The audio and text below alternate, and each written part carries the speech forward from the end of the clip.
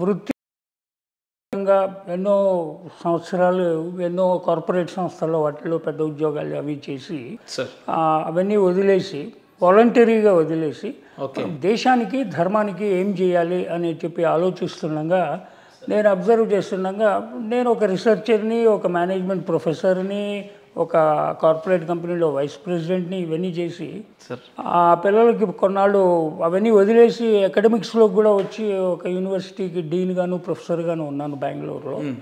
చూస్తే నాకు అర్థమైంది ఏంటంటే ఇప్పుడు ప్రస్తుత సమాజంలో భారతదేశంలో హిందూ దేశంలో హిందుస్థాన్ అంటాం కదా మనం, హిందూ దేశంలో హిందువులు అని చెప్పుకుంటూ చలామణి అవుతున్నటువంటి 90% హిందువుల్లో 90% అంటే హిందువులు 80%, వాళ్ళల్లో 90% హిందువుల్లో 80%లో 90% of the people seems to be not having basic minimum understanding or knowledge about fundamentals of సనాతన ధర్మ ఆర్ హిందూయిజం. రత్నాలు ఎన్నో ఉంటాయి, కానీ నాణ్యమైన రత్నం అతి తక్కువ ధరకే లభించే ఏకైక సంస్థ 6JVR. సౌత్ ఇండియాలోనే the best 6JVR. Sir, this is very big statement and bold statement also. Yes, of course, it is a factual statement. ఎందుకు చెప్పాల్సి వచ్చింది అన్నమాట అంటే ఇట్స్ అ ఫ్యాక్చువల్ స్టేట్మెంట్. ఎందుకంటే మనం ఎప్పుడో చిన్నప్పుడు మా నాయనమ్మ అంటున్నది, మన అమ్మమ్మ వీళ్ళందరూ లేదా మన అమ్మ నాన్న కూడా, అరే పంచపాండవులు ఎంతమంది అంటే మంచకోళ్ళలాగా అని 2000 చూపించాలట. మంచకోళ్ళలాగా ముగ్గురు అని చెప్పి 2000 అంటే వానికి పంచపాండవులు పంచ అనే మాటలోనే 5 ఉన్నారు, అది కూడా అవగాహన లేకుండా బేసిక్ ఇది ఇట్లాంటి జోక్ అది ఇవాళకి నిజంగా కనపడింది నాకు. ఎలా అంటే ఇప్పుడు రాముడి భార్య పేరు చెప్తారు, లక్ష్మణుడి భార్య పేరు సగం మంది చెప్తారు, భరతుడు శత్రుఘ్ని భార్య పేరు చెప్పలేరు. నిన్న మొన్న ఎవరినో అడుగుతుంటే పిల్లల్ని 8-9 ఏళ్ల పిల్లల్ని ధర్మరాజు పేరు కూడా తెలియదు, భీముడు అర్జునుడి పేరు కొంత తెలుసు పంచపాండవుల్లో, నకులుడు సహదేవులు తెలియదు. వాళ్ళు అసలు ఎందుకున్నారు, ఏం చేస్తారు, వాళ్ళ స్పెషాలిటీ అంటే తెలియదు. ఇలాగా బేసిక్ ఫండమెంటల్స్ అంటే అందరూ అలా ఉంటారనే దానికి కూడా లేదు కదా, మీరు అంత సింపుల్ గా జడ్జిమెంట్ ఇవ్వాలి. ఎందుకంటే నేను కొన్నాళ్ళ క్రితం ఒక వాట్సాప్ వీడియో కూడా చూశాను. ఒక ఆయన మీలాంటి జర్నలిస్ట్ ఒక అతను సిటీస్లో కాలేజెస్గా మైక్ పట్టుకొని పోయి అక్కడ జీరిపోయిన జీన్లు వేసుకొని ఫ్యాషనబుల్గా అమ్మాయిలు అబ్బాయిలు యంగ్స్టర్స్ నుంచొని ఉన్నారు, కాలేజీ స్టూడెంట్, స్కూల్ కూడా కాదు. వాళ్ళ దగ్గరికి పోయి ఇట్లాంటి ప్రశ్నలే అడిగాడు. కంసుడికి భీముడు ఏమవుతాడు అంటే కజిన్ బ్రదర్ అని, రావణాసుడికి కంసుడు కజిన్ బ్రదర్ అని, అంటే వాడికి అవగాహన లేదు. ఏమేమో అసలు ఇంకా భారత రాష్ట్రపతి అంటే పేరు కూడా పూర్తిగా తెలీదు, పలకలేనటువంటి పరిస్థితిలో ఇవాళ యువత ఉంది. అటువంటి ఇవన్నీ మాకెందుకండి అంటాడు. కానీ అన్ని రకాల కొరియా K-pop అనేటువంటివి చూస్తున్నారు ఇవాళ. మనం ఇది కాకుండా యువత ఎప్పుడు కూడా ఫోను దగ్గర పెట్టుకొని అవే చూస్తున్నారు. ఇలా ఉన్నప్పుడు విలువలు, నైతిక విలువలు మా జనరేషన్లో కానీ ఆ తర్వాత కూడా ఒక మోరల్ స్టోరీస్ అని, ఒక పెద్దబాల శిక్ష అని, ఒక క్లాసులో కూడా కరికులంలో కొన్ని మోరల్ నీతి పాఠాలు, నాన్ డీటెయిల్డ్ అనేటువంటి టెక్స్ట్లో పంచతంత్ర కథలు ఇలాంటివి, భర్తృహరి శతకాలు, ఇంకా మంచి పద్యాలు తెలుగులో కానీ ఇంకా వేరే భాషల్లో కానీ ఉండేవి. ఇప్పుడు అది ఉన్నట్టుగా కనపడట్లేదు. మరి అటువంటిప్పుడు ఏమవుతుందంటే పిల్లలందరినీ కూడా ఒక మెషిన్స్ లాగా, మెర్సనరీస్ లాగా తయారు చేస్తున్నారు పిల్లల్ని కూడా. లేదా ఎంతసేపటికి ఒక ఇంజనీరింగ్ చదివేటువంటి నారాయణ, చైతన్య, రామయ్య, కృష్ణయ్య ఇట్లాంటి వాటిలతో పిల్లల మీద ఎంతో భారం వేసి వాళ్ళకి ఒక stress, frustration, in fact suicidal tendencies కూడా వచ్చి ఒక పోటీ ప్రపంచంలో ఒక ఏమీ సాధించలేని ఇంజనీరింగ్ చదవకపోతే వేస్ట్ అనేటట్టు, పోనీ ఇంజనీరింగ్ చదువుతావు, చదివితే ఏదో ఒక మెకానికల్ వచ్చింది, ఐఐటి కూడా కొట్టావు, లేదా ఆర్ఈసీ, ఎన్ఐటి కొట్టావు, నువ్వు చేసే పని ఏంటి తర్వాత సాఫ్ట్వేర్ చివరికి చేసేది. సో నువ్వు చదివే చదువుకి నువ్వు చేసే ఉద్యోగానికి సంబంధం లేదు. సో ఇప్పుడు మీరు అడిగినట్లుగా చాలామంది అడిగారు, అయ్యా ఇవన్నీ ఎందుకు తెలియాలి మాకు సనాతన ధర్మం గురించి బేసిక్స్, ఇవి తెలుసుకుంటే మాకేంటి ఉపయోగము అంటే దానికి హోలిస్టిక్ లైఫ్. ఒక సైడ్ ఏంటంటే పర్సనాలిటీ డెవలప్మెంట్, ఒకటి వృత్తిపరమైనటువంటి విద్య లేకపోతే స్కిల్ అనుకో, నాలెడ్జ్ స్కిల్, దానికి తగినటువంటి స్కిల్. విద్యకి స్కిల్కి సంబంధం లేదు, ఏం చేసినా చివరికి ఏ పైథానో జావానో అట్లాంటివేవో చేసుకొని మళ్ళీ ఉద్యోగానికి రావాలి. నువ్వు ఎంత పెద్ద దాని గురించి ఎంతో కష్టపడి జీవితం అంతా చేస్తున్నావు, చివరికి నీ చదువుకి నువ్వు చేసే ఉద్యోగానికి 90% ఆఫ్ ది పీపుల్ సంబంధం లేదు. మీరేదో ఏం చదివారన్నారు, పొలిటికల్ సైన్స్ చదివారన్నారు, మరి ఈ ఫీల్డ్లోకి వచ్చారు. అలాగే నేను ఎంఏ ఇంగ్లీష్ చదివాను, తర్వాత ఎంబీఏ చేశాను, తర్వాత పిహెచ్డీ చేశాను, ఒక 30 ఏళ్ళు హెచ్ఆర్డీలో పనిచేశాను. ఇప్పుడు అవన్నీ వదిలేసి ఇవి కాదు దేశానికి ధర్మానికి చేయాలని ఇప్పుడు అనుకుంటున్నాను. కానీ సార్ మీరు చెప్తున్నట్టు ఇప్పుడున్న సాంకేతిక పరిజ్ఞానంలో ఏదైతే యువత యంగ్స్టర్గా అప్డేటెడ్ వర్షన్ అవుతున్నారో, at the same time Hindu సమాజాన్ని రక్షించడానికి లేదంటే సనాతన ధర్మ పరిరక్షకులుగా అనేకమైన ఆశ్రమాలు వచ్చినాయి, వేదాలు, పురాణాలు, ఇతిహాసాలు, వాటి గొప్పతనం చెప్పే గురువులు, సాధువులు, వీళ్ళు కూడా అట్ ది సేమ్ టైం వీళ్ళతో కూడా కంపారిజన్ పెట్టుకుంటే వాళ్ళు కూడా పెరిగినట్టే కదా. అంటే మన సంస్కృతిని చాటి చెప్తున్నట్టే కదా. ఇంకా మనం తగ్గుతున్నాం అనే ఆలోచన మనకు ఎందుకు రావాలి? కరెక్ట్, తగ్గుతున్నాం. ముఖ్యంగా 20 ఏళ్లలో చాలా దీని గురించినటువంటి అవేర్నెస్ పెరిగింది, ఒక పాజిటివ్ సైడు. రైట్. ఇంకో దృక్కోణంలో నెగిటివ్ అని అనలేం, కానీ ఒక రకమైన పోలరైజేషన్ కూడా జరిగింది దేశంలో పోలరైజేషన్ జరిగింది. హిందూ చైతన్యం పెరిగింది. సనాతన ధర్మం మీద, హిందుత్వం మీద కూడా చాలా మందికి ఇంట్రెస్ట్, అవేర్నెస్. చూసారా, ఇంట్రెస్ట్ వచ్చిందని మీరే అంటున్నారు, బేసిక్ సబ్జెక్ట్ నాలెడ్జ్ లేదని. కానీ ఓవరాల్ గా మనం హిందూ గర్వపడాలి అంటే పోలరైజ్ అయిందని కూడా చెప్తున్నాను నేను. మనంతా హిందువులంతా సంఘటన కావాలి, ఏకం కావాలి, యాక్టివిజం బాగా పెరిగింది, కానీ యాక్షన్ లేకుండా పోయింది. సో నన్ను కూడా అడుగుతూ ఉంటారు, సార్ మీరు యాక్టివిజం చేయాలి, వాళ్ళందరూ వస్తున్నారు, ఇంటలెక్చువల్ క్షత్రియులు కావాలి, మనం కూడా కత్తులు పట్టుకొని నుంచుంటే కానీ వాళ్ళని ఎదుర్కోవాలి. అంతసేపు వాళ్ళ ఫోకస్ మీద చూస్తున్నాం, కానీ మన ఫోకస్ మీద మనం ఏం చేయాలి. అసలు హిందువులుగా సరే, మీ ఉద్దేశంలో నిజమైన హిందూగా ఒక వ్యక్తి పిలువబడాలంటే అతనికి ఉండాల్సిన క్వాలిటీస్ ఏందో మీరు చెప్పండి సార్. ఒక ప్రశ్న అడుగుతాను నేను, మీరు భారతీయుడు అంటే అట్లా ఏం చెప్తారు? అంటే బయటవాడు వచ్చాడు ఒకడు ఫారినరు, ఓకే, నువ్వు హూ ఆర్ యూ అని అడుగుతాడు. ఇద్దరు వేరే దేశంలో ఐఎమ్ ఇండియన్ అని చెప్తావు. ఎట్లా అని అడిగితే ఒక షాక్ అవుతావు. ముందు ఎట్లా ఇండియన్ అని అడిగితే ఏం చెప్తావు? నాకు ఇక్కడ ఆధార్ కార్డు ఉంది, నేను ఇక్కడ పుట్టాను, లేదా ఇక్కడ పెరిగిన ఆధార్ కార్డు ఉంది. అంటే ఆధార్ కార్డు ఉండి ఇప్పుడు ఇక్కడ పుట్టితే ఇండియన్ అయిపోయావు, నీకు భారతదేశం గురించి ఏం తెలుసు బాబు? నెక్స్ట్ క్వశ్చన్ అడుగుతాడు. అయిపోయింది. అంటే కొన్ని తెలియవచ్చు అది, కానీ పూర్తిగా అవగాహన తెలియకపోవచ్చు. సో ఒక చరిత్ర, ఒక సంస్కృతి, మనకు ఒక హిస్టరీ, ఒక కల్చర్, ఒక హెరిటేజ్, ఎంతో వాంగ్మయము, ఒక విజ్ఞానము అన్నీ ఉన్నాయి మనకి. ఇక్కడ ఎన్నో సాధించారు. వేదాల్లో పూర్తి జ్ఞానం ఉంది. అసలు ప్రపంచ దేశాల్లో బట్టకట్టుకునేటువంటి నాగరికత లేని అప్పుడు ఇక్కడ వజ్రాలు, వైడూర్యాలు, రాసులు పోసి అమ్మారు. వాటిని చూసి కొల్లగొట్టుకుందామని చెప్పి, లేదా చూద్దామని చెప్పి ఎంతోమంది విదేశీ యాత్రికులుగా వచ్చి వ్యాపారులుగా స్థిరపడి, ఒక మొఘల్స్, ఒక బ్రిటిష్ వాళ్ళు, తర్వాత రాజకీయ నాయకులు కానీ ఇంకోళ్ళు కానీ ఇవాళకి కూడా ఎక్స్ప్లాయిటేషన్ అదంతా జరుగుతోంది. ఇలాంటి పరిస్థితుల్లో ఒకటి యాక్టివిజము, అది కూడా కావాలి. ఇప్పుడు ఒకటి డెఫినెట్గా కావాలి, అఫెన్సివ్, ఇంకోటి డిఫెన్సివ్ కూడా ఉండాలి. కానీ అది ఉండి కూడా ఏం సాధించగలిగాము అనేటువంటిది ప్రశ్న. ఇవాళ చూసినట్లయితే వాళ్ళ హిందూ మతం మీద కానీ, ఒక అర్చక వ్యవస్థ మీద కానీ, దాని పరిరక్షకులుగా ఉంటున్నటువంటి ఒక పర్టికులర్ క్లాస్ వాళ్ళ మీద కానీ దాడి జరుగుతూ ఉంటే మనకేం జరుగుతుంది? లేటెస్ట్ చూసినట్లయితే హిందూ మతం ముసుగులో అలాంటి పేరు పెట్టుకుని వెర్రితలలు వేసి ఇష్టం వచ్చినట్లు చేసేటువంటి కరెంటు పరిస్థితుల్లో మనం అసలు ఎటువంటి మెసేజ్ని ఇస్తున్నాము, మన పిల్లల్ని ఎలా పెంచాలి? ముందు నైతిక విలువలు లోబడుతున్నాయి. సో ఒక ఎంతసేపు పోటీ ప్రపంచం ఉండు, నేనే గెలవాలి, ఎట్టి పరిస్థితుల్లో గెలవాలి, ఎట్ ఎనీ కాస్ట్ అనేటువంటి ఏది చేశారు. మరి అటువంటిప్పుడు మోరల్ క్యారెక్టర్ అనేటువంటి తగ్గుతుంది. సో క్యారెక్టర్ ఎలా బిల్డ్ అవుతుంది? విలువల ద్వారాను, కొన్ని నీతి నియమాలు, ఎథిక్స్, మోరల్స్, ప్రిన్సిపల్స్, వీటి ద్వారా. అవి ఎలా మనం చేయగలుగుతాం? దానికి మనకు శాస్త్రాలు ఉన్నాయి, పురాణాలు ఉన్నాయి, ఇతిహాసాలు ఉన్నాయి, వేదాలు ఉన్నాయి. మహాభారతంలో వేల క్యారెక్టర్స్ ఉన్నాయి, వందల క్యారెక్టర్. వాటి ఒక్కొక్క క్యారెక్టర్ని పరిశీలించినా కూడా అది జరిగిందా జరగలేదా అది పక్కన పెట్టినా కూడా చూసినట్లయితే ఒక్కొక్క దాని నుంచి కూడా మనం ఎంతో మోరల్ నేర్చుకోవచ్చు. ఏం చేయొచ్చు? Dos and don'ts. ఇలా ధర్మరాజులాగా జూదమాడితే ఏమవుతుంది, లేకపోతే భీముడిలాగా గర్వపడితే, దుర్యోధనులాగా గర్వపడితే ఏమవుతుంది, ఇంకో చోట అబద్ధం చెప్తే ఏమవుతుంది, ఇట్లా ప్రతి చోట ఉన్నాయి. రావణాసురులాగా ఇంకో ఆడదాని మీద ఆశపడితే ఏమవుతుంది? అంత పెద్ద బ్రాహ్మడు, అంత పెద్ద శివభక్తుడు ఒక్క వీక్నెస్తో, అహంకారంతోనూ దీంతోనూ వాడేలాగా ఇదైపోయాడు, నాశనం అయిపోయాడు. ఇవన్నీ మోరల్స్ మనం నేర్చుకోగలుగుతాం. కానీ మరి ఇదంతా నేర్చుకునేటువంటి విజ్ఞానము, విద్య చెప్పేటోళ్ళు పూర్వం. ఇప్పుడు అది లేదు. కాబట్టి అది ఎలా తెలియజేయాలి? ఇందాక మీరు అడిగినట్టు వీళ్ళందరూ ఉన్నారు కదా, మరి గురువులు, ఇంతమంది ఆశ్రమాలు, ఇంతమంది ప్రవచనకారులు, సాధువులు, ఇంకా మాట్లాడితే ఇగో అక్కడ అఘోరాలు కొన్ని వేల మంది కనపడుతున్నారు. వాళ్ళు ఆ టైంకి వస్తారు, వెళ్ళిపోతారు.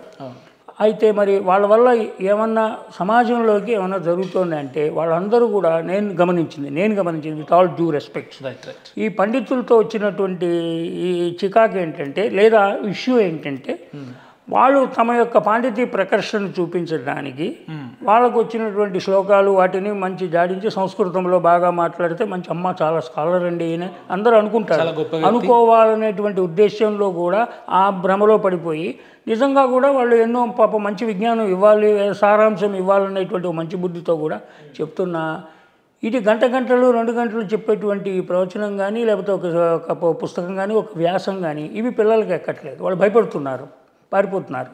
లేకపోతే వాటికి అందరిలోని రావాలి కదా, అది గమనించాను. ఒకటి హిందువులుగా చెప్పుకున్నటువంటి వాళ్ళలో బేసిక్ ఫండమెంటల్స్ నాలెడ్జ్ లేనట్లుగాను, 2 పిల్లల్లో కూడా ఒకవేళ ఇంతమంది ఉన్నప్పటికీ కూడా వాళ్ళకి రుచించేటి వాళ్ళ స్థాయిలో దిగి చెప్పేటువంటి ఒక సిస్టమ్ ఒకటి లోపించినట్టుగా నాకు కనపడింది. అందు గురించి ఇండియన్ నాలెడ్జ్ స్టడీస్ అకాడమీ ఈక్షా అని చెప్పి ఒకటి పెట్టాను నేను. ఎందువల్ల ఈక్షా ఐకేఎస్ అంటే ఇవాళ న్యూ ఎడ్యుకేషన్ పాలసీ ప్రకారము ప్రభుత్వము ఉన్నటువంటి ప్రభుత్వము మోడీ ప్రభుత్వము న్యూ ఎడ్యుకేషన్ పాలసీ 2020లో ఐకేఎస్ ఇండియన్ నాలెడ్జ్ సిస్టమ్స్ భారతీయ జ్ఞాన పరంపర అని ఇంట్రడ్యూస్ చేసింది.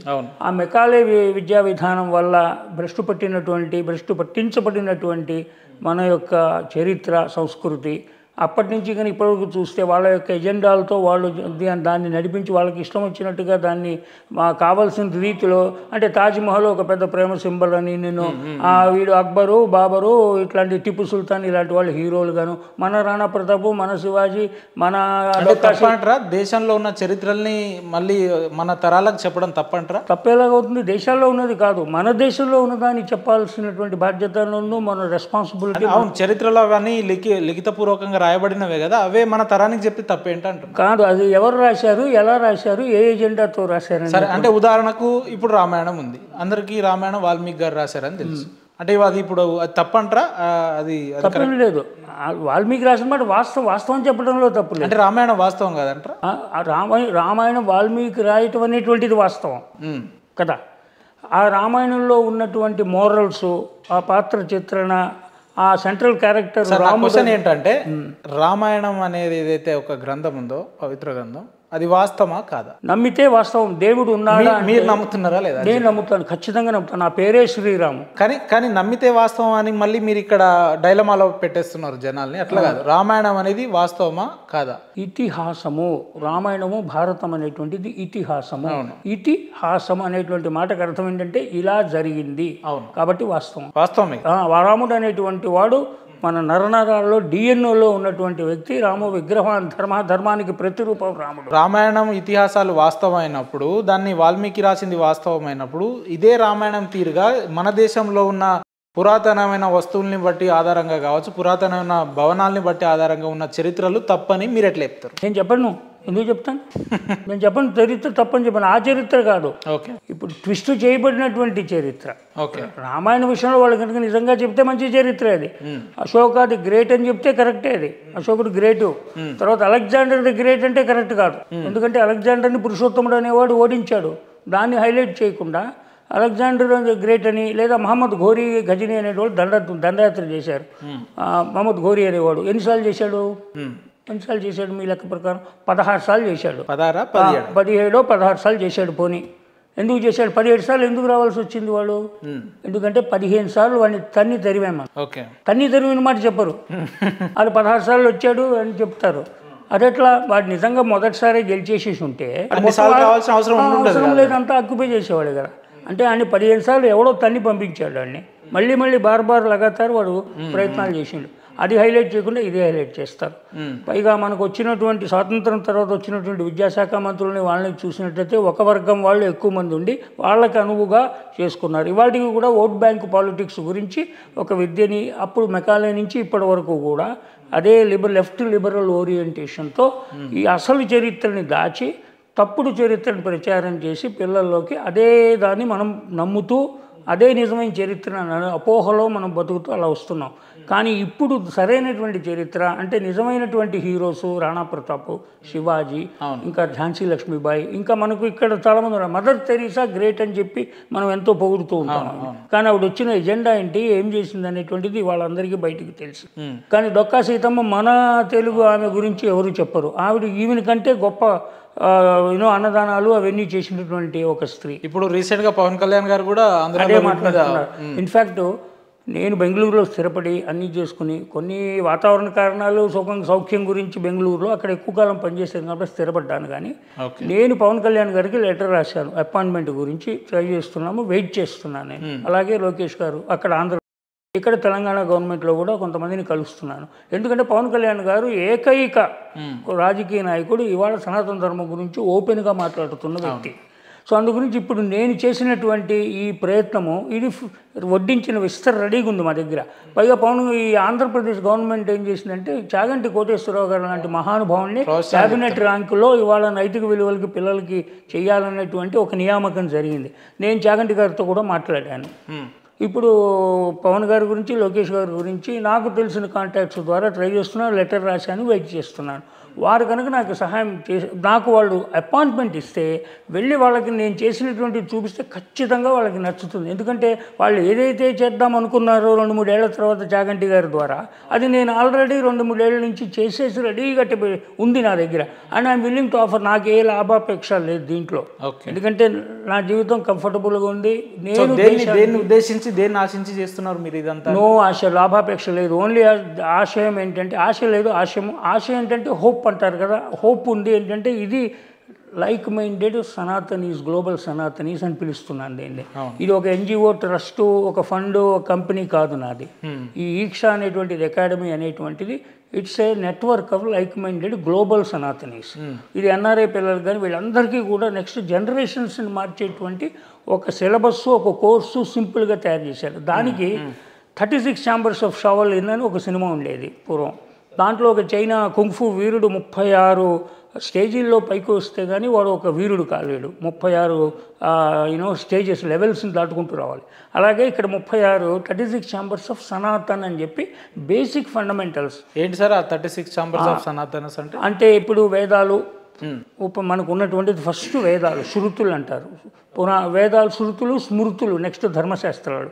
అంటే మనుధర్మశాస్త్రము, యాజ్ఞవల్క్య స్మృతి, మనుస్మృతి, యాజ్ఞవల్క్య స్మృతి, పరాశర స్మృతి. కలిలో చాలామందికి అపోహ ఏంటంటే మనుస్మృతి దాన్ని తగలబెట్టాలి. అది ఎప్పుడో కృతయుగంలో అది అప్లికబుల్. ఇప్పుడు పరాశర స్మృతి, దాని గురించి అవగాహన ఎవరికీ లేదు. కానీ దాని గురించి చదవరు మాట్లాడారు. ఇన్ఫాక్ట్ ఆఫ్ ది రికార్డ్ నేను చెప్తాను, నేను కూడా మొదటిసారి వింటున్నాను. అందరూ కూడా ఇంకా ఎవరో అంబేద్కర్ అన్నాడు, ఇంకోటి ఎవరో తగలబెట్టమన్నాడు, మనుస్మృతి, మనువాదులు అని చెప్పి. దాంట్లో ఏముందంటే ఒక్కటి పట్టుకుంటారు, నా స్త్రీ స్వాతంత్రం రహస్య అనేది ఒక మాట పట్టుకుని ఆడవాళ్ళకి ఇక్కడ స్వాతంత్రం లేదు. అరే ప్రపంచంలో ఏ దేశంలో అయినా, ఏ మతంలో అయినా అసలు ఆడదేవుళ్ళు ఉన్నారా?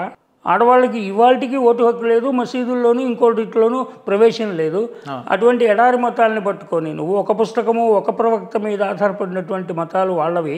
మనదేమో విశ్వజనీయమైనటువంటి నిజమైన సెక్యులరు సనాతనం అంటే ఎప్పుడు ఉండేది, ఇప్పుడు ఉండేది, ఇంకా ముందు కూడా ఉండేటువంటిది, ఇటర్నల్ అంటాం మనం. దాన్నే సనాతన ధర్మం అంటారు. కానీ అందరూ దాన్ని సనాతన ధర్మం అంటే నిజమైన డెఫినేషన్ ఏంటి, దాని అంతరార్థం ఏంటంటే? సనాతన అంటే ఎల్లప్పుడూ ఉండేటువంటిది, ఎవర్ ఎగ్జిస్టెంట్. అంటే ఎప్పుడు దానికి పుట్టుగా ఎంత జననం మరణం ఏముండదు, జనం ఉండదు, సర్వకాల సర్వావస్థలో ఏందో అలా ఉండేది. సో ఇప్పుడు మనం దాని ఎప్పుడు ఉంటుంది, ఇప్పుడు ఉంది, ఇంకా ముందు కూడా ఉంటుంది. అది ఎప్పుడు ఇంకా దానికి పోదు. దానికి ఎవరు ఇప్పుడు వేదాలు అపౌరుషేయాలంటాం. ఎవరో పుస్తకం ఒక ప్రవక్తో కూర్చుని రాసినవి కాదు, అవి అట్లా స్వతసిద్ధంగా వచ్చినాయి. దాన్ని ద్రష్టలని చెప్పి కొంతమంది ప్రిసెప్టర్స్ అంటారు, మునులు, ఋషులు, వాళ్ళు దాన్ని దర్శించారు. దాన్ని వాళ్ళు తీసుకుని దాన్ని అర్థం చేసుకుని దాన్ని ఇంకా రిఫైన్ చేసి ఒక శాస్త్రాలుగా చేశారు. అనంతంగా ఉండేవి, అనంతావై వేదాహ అంటారు. ఈ విశ్వమంతా వేద వ్యామయం ఉంది మనకు. అదంతా చదవటం కొన్ని వందల జీవితాల్లో కూడా సాధ్యం కదా. అందు గురించి వ్యాసుడైన ఆయన వచ్చి, వ్యాసుడనే మాటకు కూడా అర్థం ఏంటంటే ఒక వ్యాసకర్త, విభజనకారుడు. మన యొక్క విశ్వంలో కలియుగంలో ఉండేటువంటి మానవులకి బుద్ధిహీనత టైం ఉండదు కాబట్టి వాళ్ళు చదువుకునేట్లుగా సులభంగా ఉండేట్లు 4 వేదాల కింద వాటిని విభజించాడు. ఋగ్యజు, సామ, అథర్వణ వేదాల కింద. వాటిల్లో మళ్ళీ ఎలాబొరేషన్ ఉంది. వాటిల్లో ఋగ్వేదంలో ఒక మంత్రసాను, దేవతల యొక్క ఉపాసన ఉంటుంది. యజుర్వేదంలో కర్మకాండ, యజ్ఞాలు వాటి గురించి ఉంటుంది. సామవేదంలోనేమో సంగీతం ఉంటుంది, గంధర్వ వేదం ఉంటుంది. ఆ అథర్వణ వేదంలోనేమో విమాన శాస్త్రం, విజ్ఞానము, ఆయుర్వేదము, ధనుర్వేదము, ఇట్లాంటి శస్త్రాలు, అస్త్రాలు అన్నీ ఉన్నాయి. వాటినే కొంతమంది చదువుకుని వెళ్ళి, నేను ఒక ఉదాహరణ చెప్తూ ఉంటాను ఎప్పుడు, న్యూటన్ అనేటువంటిది. న్యూటన్ వాడు గురుత్వాకర్షణ శక్తి కనుక్కున్నాడు. ఓ యాపిల్ కింద పడిందని 200 ఏళ్ల క్రితం. అంటే 200 ఏళ్ళకు ముందు యాపిల్ కాకపోతే ఇంకోటి ఏదో పెద్దది పడింది ఓ చెట్టు మించి, అది పైకి ఎగిరిపోయిందా? లేదు కదా, అప్పుడు కిందనే కదా పడింది. న్యూటన్స్ లా చెప్తా. మరి న్యూటన్స్ లా అని ఇవాళ కొత్తగా చెప్పి వాడి పేరే న్యూటన్, కొత్తగా కొత్తోడు కనుక్కున్నాడు, కొత్తదని చెప్పి వానికి నోబెల్ ప్రైజు, వానికి చప్పట్లు. అదొక పద్ధతి. రెండో పద్ధతి అంటే అరే నీకంటే ముందు వేల సంవత్సరాల క్రితం ఇక్కడ ప్రపంచంలో ఎక్కడైనా కూడా గురుత్వాకర్షణ శక్తి అనేది ఉండింది, అది జరుగుతుంది. అలాగే జీరో కనుక్కున్నారని చెప్తారు. పోటీ ఆర్యభట్ట కనుక్కున్నాడు 1000 ఏళ్ల క్రితం, 2 ఏళ్ళు, 3000 ఏళ్ల క్రితం. మరి దశకంఠుడు రావణుడికి 10 తలకాయలని ఎలా చెప్పారయ్యా? మరి 100 యోజనాలు దాటారు, 1000 యోజనాలు అని చెప్పి దానికి ఒక లెక్క ఉంది కదా. ఇంకా మరి అంతకుముందు ఇంకా యుగ సహస్ర యోజన పరభాను అని చెప్పి చెప్తారు. ఆ సూర్యుడికి భూమికి ఉన్నటువంటి దూరాన్ని కలిసి అప్పుడే చెప్పారు. హనుమంతుడు ఎగిరి మింగేశాడని చెప్పి దాని గురించి కూడా ఇవాళ మాట్లాడుతున్నారు అందరూ. అన్నీ ఉన్నాయి మనకు లెక్కలు. మనకు కోటి, మహాకోట్లు, అర్బుదాలు, పద్మాలు, మహాపద్మాలు అనేటువంటి లెక్క ఉంది. అలాగే బ్రహ్మ, కల్పము, యుగము, మన్వంతరము, ఇట్లా ఈ లెక్కంతా ఉంది. 1 నుంచి 1/2 సెకండ్, నానో సెకండ్ దగ్గర నుంచి మహాకల్పం అనేటువంటి వరకు లెక్క క్లియర్గా ఉంది వేద గణితంలో. మరి ఇదంతా ఉండే వాడెవడో జీరో కనుక్కోవటం ఏంటి, మనకు న్యూమరల్స్ వీడి చెప్పటం ఏంటి, వాడు గురుత్వాకర్షణ చెప్పటం ఏంటి నేర్చుకున్నాం. ఇది ఇందాక మీరు అడిగిన దానికి ఇలాంటిది చరిత్ర, ఇలాంటివన్నీ వక్రీకరించి వాళ్ళు చేసి మనకు చూపించారు. మనది మాత్రం మనం మర్చిపోయి, మన బేసిక్స్ మర్చిపోయి యాక్టివిస్టులుగా ఊరికనే ఎగిరి గంతులేస్తే ఏమవుతుంది? అది కూడా తెలుసుకుని గంతులేసి వాడికి ఎదుర్కోవటానికి నుంచునేటువంటి క్షాత్రము కావాలి డెఫినెట్గా. కానీ at the same time intellectual capability కూడా కావాలి, ఒక ఆర్గ్యుమెంట్లో గెలిచేటువంటి. మీ స్టూడియోలో కూడా కొన్ని విన్నాను మహేంద్ర గారితో ఇంటర్వ్యూ. ఎవడో ఒక పాస్టర్ ఒకడు వస్తాడు, ఇంకోటి వస్తాడు, ఇంకా సిరాజ్ అనేవాడు ఒకడు వస్తాడు. వాడేవో 4 బట్టి పట్టేసి మన వేదాల గురించి కొన్ని చెప్పేస్తూ ఉంటాడు, వక్రీకరించి భాష్యం చెప్తూ ఉంటాడు. దానికి తగినటువంటి వాళ్ళు ఇంకో ఘనపాటి కూడా వచ్చి అతను కూడా ఇతనితో ఇంటర్వ్యూ చేశారు మన మహేందర్తో. సో అవి కూడా విన్నాను. అవి చాలా ముఖ్యం. అలాంటివి కూడా క్లారిఫై చేస్తూ ఉండాలి మనం. కానీ క్లారిఫై చేయాలంటే మనకు బేసిక్ అవగాహన ఉండాలి. ఎవరో ప్రతిసారి ఒక గణపతి రాలేడు, ప్రతిసారి ఒక జాగంటి, గరికపాటి, లేకపోతే షణ్ముఖ శర్మ గారు ఇలాంటి, లేకపోతే పద్మాకర్ ఇలాంటి వాళ్ళు రాలేరు. వాళ్ళు చేసే పని మహోన్నతమైన ఉపకారం వాళ్ళు చేస్తున్నారు. కానీ ఎప్పుడైనా చూసినట్లయితే మీరు వారి ఆడియన్స్లో కూర్చుని పిల్లలు లేరు. పిల్లలకి ఎలా మనం క్రియేట్ మరి అలా అనుకుంటే చిన్నజీఆర్ స్వామి గారు ఉన్నారు, వారు హిందూ ధర్మ పరిరక్షకులని మనం వారు చెప్తా ఉంటారు, మనం వింటా ఉంటాం, అందరికి తెలిసింది. కరెక్ట్. కానీ ఆయన ఏ సభలు, ఏ సమావేశాలు నిర్వహించినా, ఏం చేసినా కూడా హిందువుల గురించి అయితే గొప్పగా చెప్తూ, లేదంటే సంస్కృతుల సాంప్రదాయాల గురించి అయితే ఎలివేట్ చేస్తూ అయితే ఎక్కడ కనిపించదు. ఇప్పటి వరకు ఇప్పుడు మన చిలుకూరు బాలాజీ టెంపుల్ ప్రధాన అర్చకులు ఉన్నారు, వారు వీళ్ళంతా కూడా ఏందన్నట్టు అంటే ఒక స్థాయి తర్వాత వచ్చిన తర్వాత ఎందుకు హిందూ ధర్మాన్ని మర్చిపోయి వాళ్ళ వ్యక్తిగత స్వార్థాలు, వ్యక్తిగత ప్రయోజనాలకే ఎక్కువ ప్రాధాన్యత ఇస్తారు అని అంటే ఇప్పుడు మనలో వచ్చినటువంటి బాధ అది. హిందూధంలో మనకు అనేక రకమైనటువంటి దేవీ దేవతలు, అనేక ఫ్రీడమ్ ఎక్కువ ఉంది మనకు. ఇవి ఇన్ఫ్యాక్ట్ వాటిని మతాలు అంటారు. ఇందాక మీరు అడిగిన దానికి ఒక బోల్డ్ స్టేట్మెంట్ ఏంటంటే హిందూయిజం అసలు మతమే కాదు. సార్ ఒకసారి మళ్ళీ చెప్పండి. హిందూయిజం మతము కాదు. ఇంకొకసారి హిందూయిజము, హిందుత్వ అనేటువంటిది మతము కాదు. మీరు స్వేచ్ఛతోటే మాట్లాడుతున్నారు, బాధ్యతతో స్వేచ్ఛతో మాట్లాడుతున్నారు. ఇంకొకసారి ఎందువల్ల అంటే చెప్తాను. హిందూ అనేటువంటిది మతం కాదు, హిందూయిజము హిందుత్వ అని చెప్తున్నటువంటిది అసలు రిలీజియన్, మతం కాదు. మతం అనేటువంటిది ఒక అభిమతం, ఒపీనియన్. అభిమతం నుంచే మనకు మతం ఒక ఒపీనియన్ అనమాట, ఒక పంథ, ఒక ఇది. అయితే సనాతన ధర్మం అనేటువంటిది మంది. సనాతన ధర్మానికి హిందూ మతానికి తేడా ఎందుకు కాదంటే మనకు త్రిమతాచారులని 3 ఉన్నారు. 3 మతాలని వాళ్ళు. అది ఇప్పుడు మీరు అడుగుతున్న జిఆర్ గారి గురించి చెప్పారు. జిఆర్ అనేటువంటి ఆయన ఇప్పుడు ఒక క్లాన్కి, ఒక దాంట్లో కూడా శ్రీ వైష్ణవులని, వైఖానసులని ఉన్నారు, 2 సెక్టులు. ఈ సెక్టుల వల్ల మనలోనే ఇన్ని సెక్టులు ఉన్నాయని అనుకుంటాం మనం, వస్తాం దానికి కూడా. కానీ చూసినట్లయితే ముస్లింలో 72 ఫిర్కీలు ఉన్నాయి. వాళ్ళకి మనకంటే ఎక్కువ తెగలు ఉన్నాయి వాళ్ళకి. కానీ పైకి కనిపించేటువంటివి సున్నీలు, షియాలు, దేవబందీలు, ఇంకా ఇంకోళ్ళు, అట్లా 4 ఇస్లామియాలు అలాంటివి కనపడతాయి మనకు. కానీ ఇంకా 72 తెగలు ఉన్నాయి వాళ్ళలో మత భేదాలు ఉన్నాయి. అలాగే క్రిస్టియన్స్లో కొన్ని 100 సెక్టులు ఉన్నాయి. ఈవెన్ ది సోకాల్డ్ నాగరికత చెందినటువంటి అమెరికాలో కూడా ఒక చర్చి వాడు ఇంకో చర్చికి వెళ్ళడు, చంపుకుంటారు. వాళ్ళు కొట్టుకుని, హిందువులు ముస్లిమ్స్ కొన్ని వేల సంవత్సరాలు కొట్టుకున్నారు. క్రూసేడ్లు అని జరిగినాయి, wars, 100 years war, 1000 years war. ఒకే ఒక్క నాగరికత, ఒకే ఒక్క మతం కానీ ధర్మం కానీ వేరే వాళ్ళ మీద ఎవరి మీద కూడా దండయాత్ర కానీ ఒక పరపీడనం కానీ చేయనటువంటిది ఒక హిందూ వారు, ఒక సనాతన ధర్మము ఈ దేశము, ఈ భారతదేశం. ఒకప్పుడు విశ్వగురువుగా ఉన్నటువంటిది మళ్ళీ ఇప్పుడు విశ్వగురువు ఇంకా కూడా విశ్వగురువు అవుతుంది. ఏ విధంగా విశ్వగురువు అంటే మా గురుస్థానం అంటే గురువు జ్ఞానం ఇస్తాడు, దోవ చూపిస్తాడు. అది జరిగింది గతంలో. ఎందుకంటే ఇక్కడి నుంచే అన్ని రకాలైనటువంటి జ్ఞానాలు విజ్ఞానాలు వెళ్ళినాయి. అది ఒక్కొక్కటే ఇప్పుడు మనకు తెలుస్తోంది, మన ప్రూవ్ అవుతుంది. దాంట్లో భాగంగా ఇది ఊరికనే గర్వసే కహో హమ్ హిందూ హే అంటే సరిపోదు.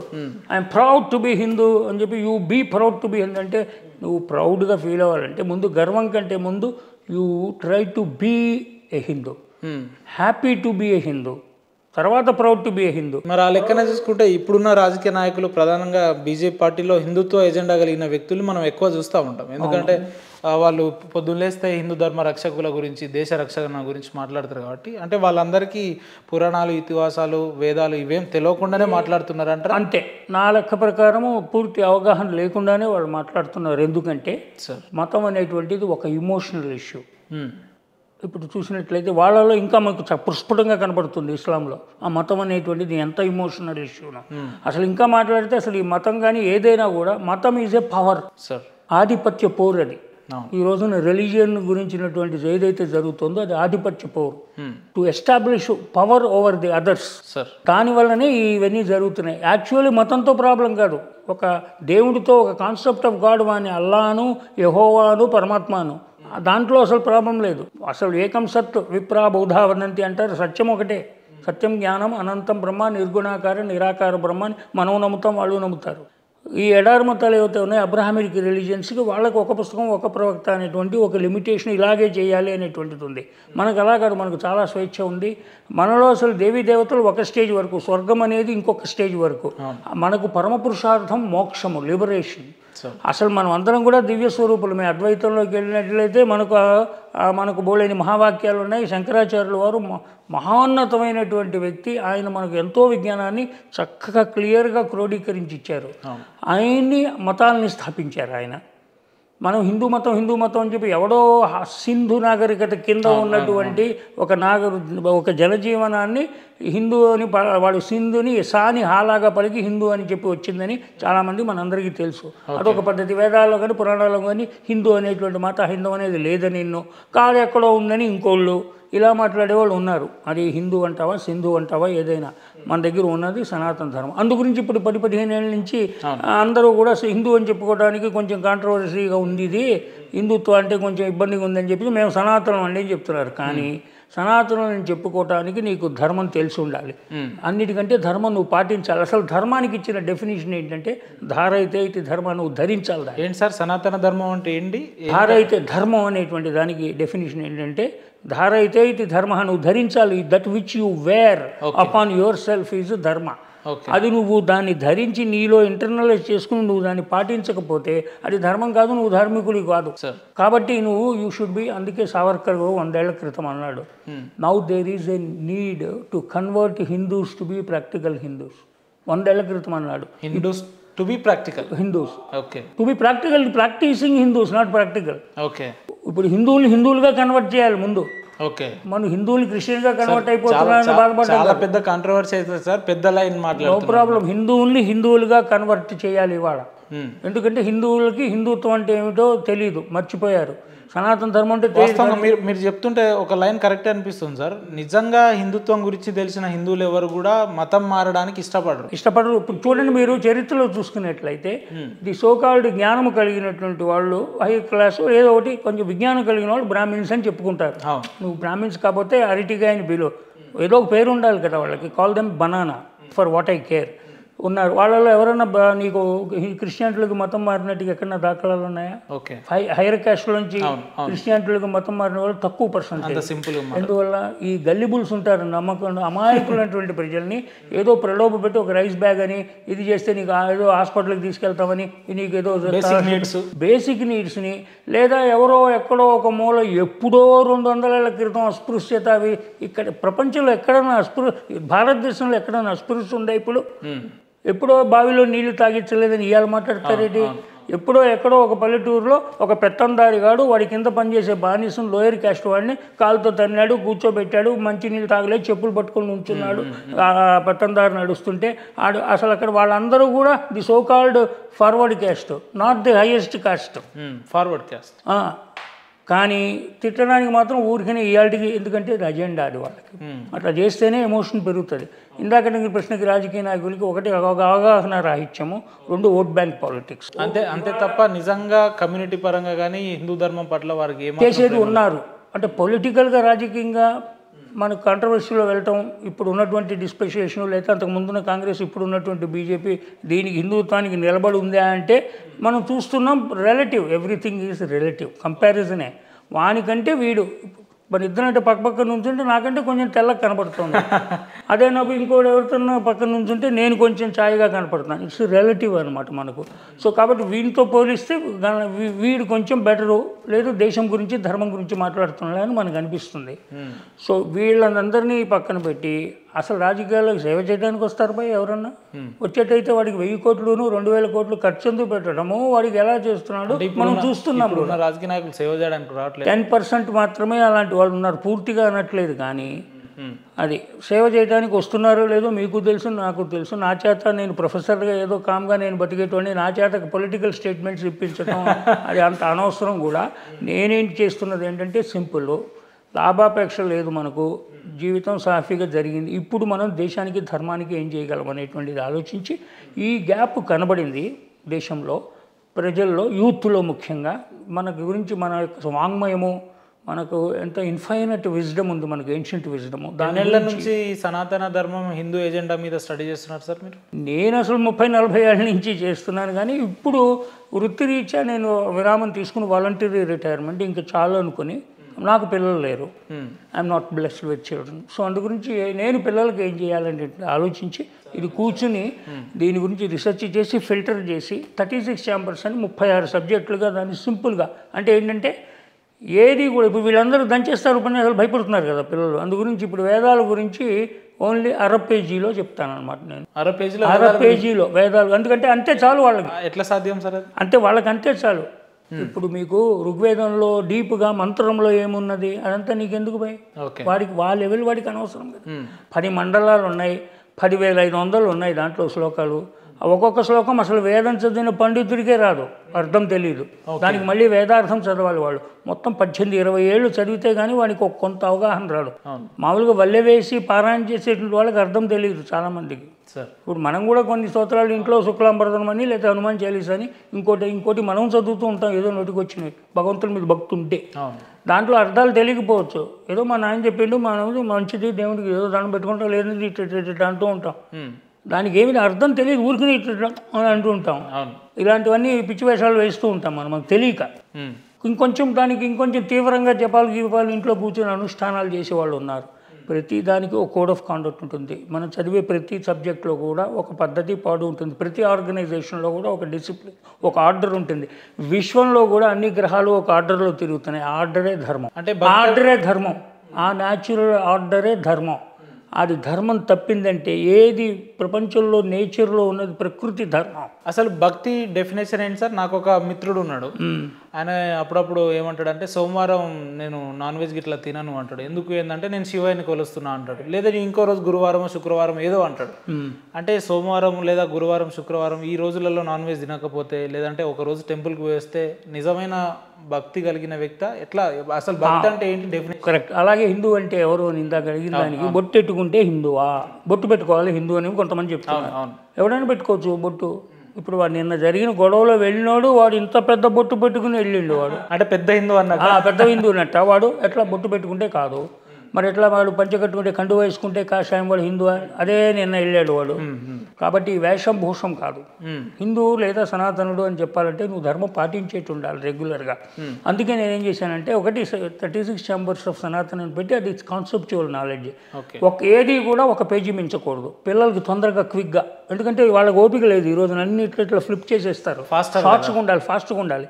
అలాగే ఒక పీపీటీలు తయారు చేశాను, 100 పీపీటీస్, 100 సబ్జెక్ట్స్. అవన్నీ వెబ్సైట్లో ఉన్నాయి, ఉచితం, ఫ్రీ సర్వీస్ నేను ఇవ్వదలుచుకుంది.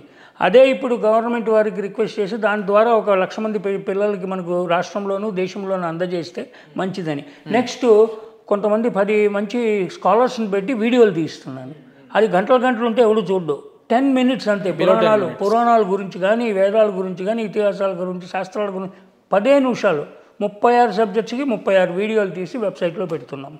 అది యాక్సెస్ చేసి వాళ్ళు చూసుకోవచ్చు పిల్లలు. 10 నిమిషాలు. ఇదంతా దేనికోసం చేస్తున్నా అంటే పిల్లల్లో ఒక అవగాహన కలిగించడం, మన దేశం పట్ల, ధర్మం పట్ల ఒక అవగాహన. మన భారతీయులము, హిందువులము, సనాతనులము అనే దాని మీద. నీకు అసలు ఒక క్రిస్టియన్ అయినా కూడా భారతదేశంలో పుట్టి అసలు ఒరిజినల్ ఎవడున్నాడు ఇక్కడ? క్రిస్టియన్ ఒరిజినల్ ముస్లిం ఎవడున్నాడు? 3, 4, 5 తరాల క్రితం, 2 తరాల క్రితం, 1 తరం అందరూ కూడా ఇక్కడ భారతదేశంలో పుట్టిన హిందువులే, సనాతనులే అందరూ కూడా. కానీ కొత్త పొచ్చాడు పెద్దరిగడు అన్నట్టు కొత్తగా మతం తీసుకున్నవాడికి ఇంకా సీన్ ఎక్కువ ఉంటుంది. అసలు ఒరిజినల్ సౌదీలో ఉన్నవాడికి, మక్కాలో ఉన్నవాడికి, రోమ్లో ఉన్నవాడికి. అసలు హిందూ అంటే ఎవరు సార్? ఒక వ్యక్తి ఏమో మా ఇంట్లో మేము వెళ్ళమని పెట్టుకుంటాము, లేదంటే పోచామని పెట్టుకుంటాం, మా ఊర్లో బొడ్రాయి ఉంటుంది, కానీ నేను దేవుణ్ణి నమ్మనని ఒక వ్యక్తి అంటాడు. హిందూ అంటే దానికి సనాతనగా పంచడానికి మనకు వర్ణాశ్రమ ధర్మాలని కొన్ని ఉన్నాయి. ఓకే. వర్ణము, ఆశ్రమ ధర్మాలని.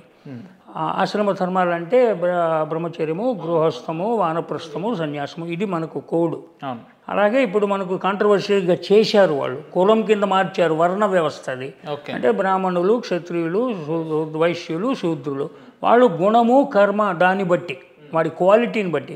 ఇప్పుడు నేను అడుగుతాను నిన్ను ఇండియన్ అంటే, నేను ఇండియాలో పుట్టా కాబట్టి ఇండియన్ అంటావు. మరి ఇండియాలో పుడితే నీకు భారతీయుడిగా నీకు ఉండాల్సిన క్వాలిటీస్ ఏంటి? భారతీయుడిగా నీకు ఉండాల్సిన క్వాలిటీస్ ఏంటి అని చెప్తే నాకు భారతదేశం గురించి తెలుసు, ఇక్కడ గంగా, ఇక్కడ ఇది అని ఏవో 4 చెప్పగలిగి ఉండాలి నువ్వు. ఆ నాలెడ్జ్ లేకపోతే నువ్వు ఎట్లా భారతీయుడు అవుతావు? అలాగే ఎట్లా హిందూ అవుతావు? నువ్వు హిందూ ఊరికే వేషం వేసుకుంటే భారతీయుడు అయిపోతావా? అలాగే ఫారినర్స్ కూడా వేసేసుకుంటున్నారు బట్టలు. అవి బట్టలు వేసుకుంటే వాడు కదా, బొట్టెట్టుకుంటే ఫారినరు భారతీయుడు అయిపోడుగా. సిటిజన్షిప్ తీసుకుంటే ఆధార్ కార్డు ఉండటం, ఇవన్నీ పొలిటికల్, ఇవి అడ్మినిస్ట్రేటివ్ థింగ్స్. తర్వాత మనం రాసుకున్న లీగల్ అడ్వైజ్, అవన్నీ మనం రాసుకున్న చట్టాలు, మనం రాసుకున్న కాపీ కొట్టి తెచ్చుకున్నటువంటి కాన్స్టిట్యూషన్. దానికి మనం రాసుకుని మనం కట్టుబడి ఉన్నాం. ఇది పెద్ద కాండక్ట్ ఎప్పుడూ ఉంది, ఒక కోడ్ ఆఫ్ కాండక్ట్. అది సనాతన ధర్మం. దాంట్లో కూడా సరైనటువంటి జీవితం, enlightened life, holistic life, happy life గురించి, డిసిప్లిన్ లైఫ్ గురించి చక్కగా రాయబడి ఉన్నాయి. అవే నెక్స్ట్ మనకు ఉన్నటువంటివి ఏంటంటే, హిందువుగా చెప్పుకోవాలంటే మీరు అడిగిన ప్రశ్నకి సనాతని అని చెప్పుకోవాలంటే నువ్వు ఈ పురుషార్థాలు ఉన్నాయి, చతుర్విధ పురుషార్థాలు. అంటే ధర్మ, అర్థ, కామ, మోక్షాలు. ధర్మం ఫస్ట్, మోక్షం లాస్ట్, ఫైనల్ ఏంటంటే లాస్ట్. ఫస్ట్ చేయవలసింది ధర్మం. ఆ ధర్మంలో కూడా స్వధర్మం. నీ పని సింగింగు, ఆ సింగర్గా నువ్వు చేయరాబాయ్. ఇప్పుడు నేను ఇచ్చే ఎగ్జాంపుల్ ఏంటంటే, భీమ్సేన్ జోషి గారు చాలా గొప్ప సింగరు. అలాగే ఎంఎస్ సుబ్బలక్ష్మి గారు, మనకు బాలమురళీకృష్ణ గారు ఉన్నారు, మన తెలుగువారు. 80 ఏళ్ళు అద్భుతంగా పాడతాడు ఆయన ఉన్నారు. తెందుల్కర్ ఏమో మంచి క్రికెట్, లేదా విరాట్ కోహ్లీ. తెందుల్కర్ని కానీ ధోనీని కానీ పండగ ఉంటుంటుంది, ధోనీకి అని ఉంటుంది, తెందుల్కర్కి. వాడిని పాడమంటే పాడలేడు. భీమ్సేన్ జోషిని ధోతి కట్టుకుని ఉంటాడు, ఆయన మంచిగా సంగీతం పడతాడు. ఆయన ఓపెనింగ్ బ్యాట్స్మెన్కి వెళ్ళమంటే వెళ్తాడు, చేస్తాడు ఆ బ్యాటింగ్? లేదు. రిడిక్యులస్ అది. సో ఎవడు పని చేసేది వాడు పని చేయాలి. దాంట్లో వాడి న్యాచురల్ ధర్మం ఏంటో వాడు గ్రహించాలి. దాని మీద వాడు బాగా కృషి చేసి పర్ఫెక్షన్ చేస్తే వాడు సూపర్ స్టార్ అవుతాడు. వాడికి మంచి గుర్తింపు వస్తుంది, వాడి జీవితానికి ఒక పరమావధి ఉంటుంది. వాడు సక్సెస్ఫుల్గా ఒక నాయకుడిగా. కానీ వానికి దాంట్లో మోక్షము, ఆనందం, బ్లిస్ అంటేనే ఆనందం, మోక్షం అంటే ఆనందం, బ్లిస్, పరమానందం, బ్రహ్మానందం అంటారు దాన్ని. అది వాడు పొందగలుగుతాడు ఆ స్థితికి. సేమ్ అదే మనం అప్లై చేయాల్సింది. అందుకే ఎవడు చేసే పని వాడు చేయాలి. అదే చెప్పారు వాళ్ళు. ఇప్పుడున్న సమాజానికి, ఇప్పుడున్న నవ యువతరానికి మన ధర్మాలు ఎక్కువ తెలుస్తలేవని మీరు ఎట్లా గ్రహించారు సార్? అడిగితే తెలుస్తుంది. మీరు ఎవరినైనా ఒక క్వశ్చన్ అడగండి. ఇప్పుడు నేనే మీకు ప్రూవ్ చేయగలను, అనవసరంగా మీకు ఎంబరాస్మెంట్. ఇక్కడ ఇంటర్వ్యూలో నేను 5 క్వశ్చన్లు క్విజ్ క్వశ్చన్లు అడిగితే మెమ్మెమ్మే బెబ్బెబ్బే అంటావు నువ్వు. చెప్పక నేను అడగగలను, ఎందుకంటే నేను చాలా క్విజ్ మాస్టర్ని. అంటే అది ఎందుకు తెలియాలని నాతో వాదన చేస్తారు, చెప్పలేక వాదన చేస్తావు. ఇప్పుడు ఎలా ఉంటుందంటే, ఇప్పుడు వాళ్ళ పిల్లల పేర్లు ఎందుకు, వాళ్ళ తండ్రుల పేర్లు ఎందుకు, తాతల పేర్లు ఎందుకు, ఈ క్విజ్ క్వశ్చన్లు అడగచ్చు మన ధర్మం గురించి. అవన్నీ వదిలేద్దాం బాయ్. మీ అమ్మగారి డేట్ ఆఫ్ బర్త్ గుర్తుందా నీకు? అసలు మా అమ్మకే గుర్తులేదు సార్, మనకు గుర్తుండదు. నేను ఛాలెంజ్ చేస్తాను, చాలా మందికి తల్లి యొక్క డేట్ ఆఫ్ బర్త్డే గుర్తుండదు. ప్రతి తల్లికి 8 మంది పిల్లలు ఉన్నా కూడా ప్రతి వాడి ఎక్కడున్న దేశంలో తల్లి ఆడే భోజనం చేసినావా, తిన్నావా అని పలకరిస్తుంది, హ్యాపీ బర్త్డే చెప్తుంది. వాళ్ళకి గుర్తుండదు, నీకు ఎందుకు గుర్తులేదురా బాయ్? ఆవిడకేమో 8 ఉంది, నీకు ఒక్కతే తల్లి, ఆవిడకి 8 మంది పిల్లలు ఉన్నారు, నీకు ఒక్కతే తల్లి. తల్లికి మించిన దైవం లేదు, తల్లికి కంటే మోస్ట్ ఇంపార్టెంట్ పర్సనే లేదు ప్రపంచంలో. అలాంటి తల్లికే లేదు. తల్లి పక్కన పెట్టు, తండ్రి నెక్స్ట్ వాడిని కూడా పక్కన పెట్టు, తాత, ముత్తాత. మీ ముత్తాత పేరు తెలుసా నీకు? మీరంటే మీరు కాదు, ఎవరినైనా అడగండి. మీరు ఇందాక అన్నారు కదా రాకేష్ చెప్పా బాబు, ఎవరన్నా ఒకవేళ మీరు ముత్తాత పేరు తెలుసా? తెలీదు. ఇక చూసా, ఇక్కడ ఎవరిని అడిగినా ఇక్కడ 5, 10 మందిని చెప్పలేరు. అంటే నీ ఎన్సెస్టర్స్. అంటే ఇప్పుడున్న యంగ్ జనరేషన్కి మన సనాతనం కానీ పూర్వం తెలియాల్సిన అవసరం ఉందని భావిస్తున్నాను. ఇప్పుడు ఏ విధంగా అయితే నేను ప్రూవ్ చేశాను. ఓకే, మీ తండ్రి తాత మూల పురుషులు, మీకు వాళ్ళ పేర్లు తెలిస్తే ఇప్పుడు నాకు దాన్ని ఐ డోంట్ కేర్ అంటే వాడిని ఎవరు ఏం చేయలేరు. నా ఇష్టం వచ్చిన దేవుడిని కొలుచుకుంటా. నాకు 33,000 కోట్ల మంది ఉన్నా నేను సాయిబాబా గుడికి పోతా. నాకు 39వ వాడు కావాలి దేవుడు. ఈ రాముడు కృష్ణుడు వీళ్ళు ఎవరు పనికిరారు అట్లా అనేటువంటి మనం ఏం చేయలేము. వాడిని ఎవరి ఇష్టం అంటే వాడు అనుకుంటే ఎవరి ఇష్టం అది కాదు. ఒక ధర్మం, ఒక కోడ్ ఆఫ్ కాండక్ట్ ఉంది, సోషల్ కాంట్రాక్ట్ ఉంది. మనం కూడా సమాజంలో బతికేటప్పుడు నా ఇష్టం వచ్చినట్టు బతుకుతానంటే కుదరదు. నువ్వు ట్రాఫిక్ సిగ్నల్ జంప్ అయితే కష్టమవుతుంది, ఎందుకంటే కాన్సిక్వెన్స్ పనిష్మెంట్ ఉంటుంది లా, అది ఫాలో అవుతావు. ఒక ఆర్గనైజేషన్ అక్కడ నేను అక్కడ చూస్తున్నాను, అటెండెన్స్కి ఒక బార్ కోడ్ ఉంది. మీరందరూ లోపలికి వచ్చేప్పుడు అది లేకపోతే జీతం రాదు, అటెండెన్స్ అబ్సెంట్ పడుతుంది. ఇది చేస్తావు. ఇంటికి వెళ్ళిన తర్వాత సరే ఒక అగరత్తి వెలిగించరా దేవుడి దగ్గర ఒక రూల్ చెప్తే అది చేయడు. మంగళసూత్రం వేసుకోమంటే ఆడది వేసుకో, తీసుకెళ్ళి ఎక్కడో తగిలిస్తుంది. ఇక్కడ మాత్రం నువ్వు మెల్లో వేసుకొని మీరు ఈ సూత్రం వేసుకొని వస్తారు ఇక్కడికి, ఐడెంటిటీ కార్డు బ్యాడ్ అది చూపించకపోతే ఓపెన్ కాదు. ఇది కన్వీనియన్స్ అనమాట. ఇలాంటివి అన్నీ చేస్తుంటాం మనం తెలిసి తెలియక. అంటే టెక్నికల్గా ఇప్పుడు ఇంత అప్డేటెడ్ జనరేషన్లో ఉన్నాం కదా, అటువంటిది మీరు ఏదైతే ఈ అకాడమిక్ ద్వారా ఒక 4 మంచి మాటలు బేసిక్ ఇద్దామనుకునే యంగ్స్టర్స్కి, వీళ్ళ కనీసం ఇది వినే లేదా ఇది తెలుసుకునేంత ప్రయారిటీ కానీ టైం కానీ ఉంటుందంటారా? వాళ్ళకి బాగా రుచించేటువంటి సమయాన్ని సరిపోయేటువంటి రీతిలో ముందు ప్రయత్నం అయితే చేశాము. అలాంటివి లేకపోనీ నేర్చుకోవట్లేదేమో అనుకుని మన ప్రయత్నం మనం చేయాలి కదా. ఎంతోమంది ఎన్నో చేస్తున్నారు. ఇప్పుడు గవర్నమెంట్ కూడా ఐకేఎస్ అని పెట్టింది, చేస్తోంది. ఎన్నో చోట్ల కొన్ని 100 ఏళ్ళుగా ప్రవచనాలు చెప్తున్నారు, పురాణాలు, హరికథలు, బుర్రకథలు అన్నీ జరుగుతున్నాయి. స్కూళ్ళల్లో కూడా మోరల్ చెప్పే పంతులు ఉన్నారు, ఇప్పుడు లేరు. అందుగురించే ఇవాళ డైవర్సులు ఎక్కువైపోయినాయి, పొడుచుకోటలు ఎక్కువైపోయినాయి, చంపుకోటాలు ఎక్కువైపోయినాయి. ఏం చూసినా కూడా అందరూ డబ్బులకు మెటీరియలిస్టిక్ పర్సూట్, వాల్యూబుల్స్ మీద. ఈక్ష యొక్క ప్రధాన లక్ష్యం ఏంటి? లక్ష్యం ఏంటంటే ఈ ప్రాథమిక మౌలిక సూత్రాలు, బేసిక్ ఫండమెంటల్స్ ఆఫ్ సనాతన ధర్మ, వేదం నుంచి స్టార్ట్ చేసి వేదం గురించి సింపుల్గా, అంత ఎక్కువ డెప్త్ అక్కర్లేదు, ముందు వాళ్ళల్లో కొంచెం కనుక మనం జిజ్ఞాస పుట్టించగలిగితే అవేర్నెస్, అది తెలుసుకున్నారే ఇది ఈ కథ ఏంటి, అసలు ఏంటిది, ఇంత ఉందా, మనకు విమాన శాస్త్రం ఉందా, మనకు అదే మనకు తెలియదే, అరే న్యూటన్ కనుక్కున్న గురుత్వాకర్షణ మనమా, అసలు జీరో న్యూమరికల్ సిస్టమ్ ఇక్కడ స్టార్ట్ అయిందా? అవును, ఇప్పుడు నువ్వు మనకు 1,00,000 ఏళ్ల చరిత్ర ఉంది, 1,00,000 ఏళ్ళు. రామాయణం జరిగి 1,00,000 ఏళ్ళని నమ్ముతాం మనం. వాళ్ళు ఎవడో 5,000 ఏళ్ళని వాడు డిసైడ్ చేసిండు. వేదాల కాలం 5,000 ఏళ్ళు అంటున్నాడు. పోనీ 5,000 వేసాము. నీ క్రిస్టియానిటీ 2,000, నీకు ఇస్లాం 1,200, 1,400 దానికంటే మాది పురాతనమేగా, సనాతనమేగా. పోనీ అదైనా ఒప్పుకోవాలి. అంతకుముందు ఉన్నాం కదా మేము. ఇక్కడ రాజులు ఉన్నారు, రాణులు ఉన్నారు, రత్నాలు పోసి అమ్మారు, ఇవన్నీ నిజాలు. లేకపోతే వాడు వాస్కోడిగామా ఎందుకు వచ్చిండు, కొలంబస్ ఎందుకు వచ్చిండు, ఇంకోటి అలెగ్జాండర్ ఎందుకు వచ్చిండు, భద్రాచలంలో చీరలు ఆరేసిన ఆధారాలు ఉన్నాయి. అనేకమైన మనకు శిలాశాసనాలు దొరుకుతున్నాయి, లింగాలు దొరుకుతున్నాయి, రాళ్ళు దొరుకుతున్నాయి. మన దేశంలో ఉపేందర్, మన దేశంలో 2-3 వేల ఏళ్ల గుళ్ళు ఉన్నాయి ఇంకా ఇవాళకి. మరి జరగలేదు. మొన్న సముద్రంలో ద్వారకలో మునిగిపోయినటువంటి ద్వారకా నగరం ఉండింది. ఇప్పుడు కూడా పోయి చూస్తే రాము సేతు వారధి ఉండింది. రాముడు అంత పెద్ద వారధి కడితే అది లవ్ సింబల్ కాదు. ఆడి 36వ పెళ్ళాం చచ్చిపోతే ఆడొక సమాధి కడితే ఆ సమాధి కట్టిన వాళ్ళ చేతులు నరికి తర్వాత దాన్ని మర్చిపోయి ఇంకో పెళ్ళిళ్ళు చేసుకున్నవాడు. అది ప్రేమ చిహ్నం ఎలా అవుతుంది తాజ్మహల్? అది world modern wonders of the world. దాని దగ్గరికి పోయి పెద్దోడు ఫోటో తీసుకోవటం. ఇండియా అంటే తాజ్మహల్ అని ప్రొజెక్ట్ చేయటము. ఒక కుతుబ్ మినార్ ఉంది, దాని పక్కన ఒక విక్రమాదిత్యుడి స్తంభం ఉంది. కొన్ని వేల ఏళ్ళ నుంచి ఒక ఐరన్ స్తంభం తుప్పు పట్టకుండా అది ఎట్లుంది, ఎలా కనుక్కున్నాడు, ఆ లోహం దాని గురించి హిస్టరీ బుక్స్లో ఏముండదు. వాడు రాణా ప్రతాప్ అనేవాడు 7.5 అడుగులు ఎత్తు, వాడు 250 కిలోల ఈ చేత్తో కలిపి 80 కిలోల బల్యం మన చేతిలో. అది ఎట్లా ఎత్తిండు వాని గుర్రము అసలు ఎంత దాని చరిత్ర ఉంది. అలాగే శివాజీ మహారాజు హిందూ హృదయ సామ్రాట్ ఎట్లా నిలబెట్టాడు, ఎలా వెళ్ళగొట్టాడు, వీళ్ళ గురించి చరిత్ర. కృష్ణదేవరాయలు మనకు సౌత్లో, లేకపోతే ఇంకోడు కాకతీయులు, ఇంకా శాతవాహనులు, ఆనందులు, పాండ్యులు, చోళులు, వీళ్ళ గురించి ఏముండదు. ఎంతసేపు వాళ్ళ గురించి ఢిల్లీ సుల్తాన్లు వాళ్ళ గురించే చరిత్ర. సో ఈ ధర్మాల గురించి చెప్పాల్సింది ఎవరు సార్? ఎంతసేపు మేము హిందూ వాదవలం లేదంటే సనాతన ధర్మ రక్షకులం అని చెప్పి ఈ వ్యక్తులంతా వ్యక్తిగత స్వలాభాలకు పాల్పడుతుంటే ఇంకా నిజమైన ధర్మాన్ని ప్రొజెక్ట్ చేసే వాళ్ళు ఎవరు, చెప్పేవాళ్ళు? అందుకే ఎవరో వస్తారని ఏదో చేస్తారని. అసలు ప్రభుత్వాలకి బాధ్యత ఉంది, రూలర్స్కి ఉంది, అధ్యాపకులకి ఉంది, తల్లిదండ్రులకి ఉంది, సమాజానికి ఉంది. కాబట్టి అందరూ చేయాలి, ఎవరి కర్తవ్యం వాళ్ళు. వాళ్ళ సంగతి ఎటుపోతే మనకెందుకు, నా పిల్లలు బాగుపడాలి, నా పిల్లలు నన్ను గౌరవించాలి. ఒక తల్లిదండ్రులు గౌరవించే వాళ్ళు ఎవరున్నారు? డాడ్, డూడ్ అనేటువంటి వాళ్ళు 4 లెటర్ వర్డ్స్ మాట్లాడేవాళ్ళు తండ్రిని తల్లితోనూ. నా చుట్టాల్లో ఉన్నారు ఏ డూడ్ అని మాట్లాడేవాళ్ళు. డూడ్, డాడ్ కూడా పోయింది డూడ్. సో ఇట్లా ఉన్నారు వాళ్ళు. మరి దానివల్ల ఏమవుతుందంటే ఒక మర్యాద, ఒక ఇది లేకుండా పోయింది, ఒక డిసిప్లిను.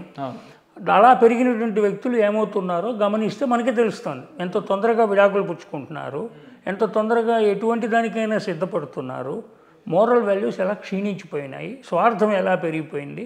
ఇంకోటి పరోపకారం ఎందుకు లేదు. ధర్మం అంటే పరోపకారాయ పుణ్యాయ పాపాయ పరపీడనం అన్నాడు. పాపం అంటే అవతల వాడిని ఏడిపించటము, పుణ్యం అంటే అవతల వాడికి హెల్ప్ చేయటము అనేది డెఫినేషన్. అలాగే మొత్తం చరిత్ర అంతా చూసినట్లయితే ఏ చరిత్ర చూసినా ఏమున్నది గర్వకారణం, నరజాతి చరిత్ర సమస్తం పరపీడన పరాయణత్వం అన్నాడు శ్రీశ్రీ. అంటే అవతల వాళ్ళని ఏడిపించడం, ఓవర్ పవరింగ్. ఏమేంటి కావాలి మనకు? కీర్తి, కాంత, కనకం, 3. ముందు మంచి పేరు కావాలి, డబ్బులు సంపాదించాలి, ఆడదాన్ని. ఈ 3 దృష్టిలోనే కొల్లగొట్టుకోవటాలు జరిగినాయి. నెక్స్ట్ ఆధిపత్య పోరు. నీకంటే గొప్ప నేనని అక్కడ అభిమతంలో మత భేదం. మత భేదం అంటాం కదా, మత భేదం వచ్చింది మనతో. అంటే ఒపీనియన్ తేడా వచ్చింది. ఎందుకంటే నీకంటే గొప్ప నేను అని చెప్పి ప్రూవ్ చేసుకోవడానికి వాడు నా దేవుడు గొప్పడు, నా మతం గొప్పది, మిగతా వాడిని ఖతం చేయి, వాడిని సర్ స్టన్సే జుదా అనేటువంటి స్లోగన్లు వాడి దాన్ని పెంచుకోవడానికి చేసే ప్రయత్నము. దాంట్లో వీడేం సాధిస్తాడు, వాడేం సాధిస్తాడు. దేవుడు అక్కడే, వానికి ఏమి దీంట్ మీద పట్టదు. ఎవడి కర్మ సిద్ధాంతాన్ని బట్టి నువ్వు నమ్మినా నమ్మకపోయినా జరగబోయేది జరుగుతుంది, జరుగుతోంది కూడా. నువ్వేం దాన్ని కంట్రోల్ చేయలేకపోయినావు.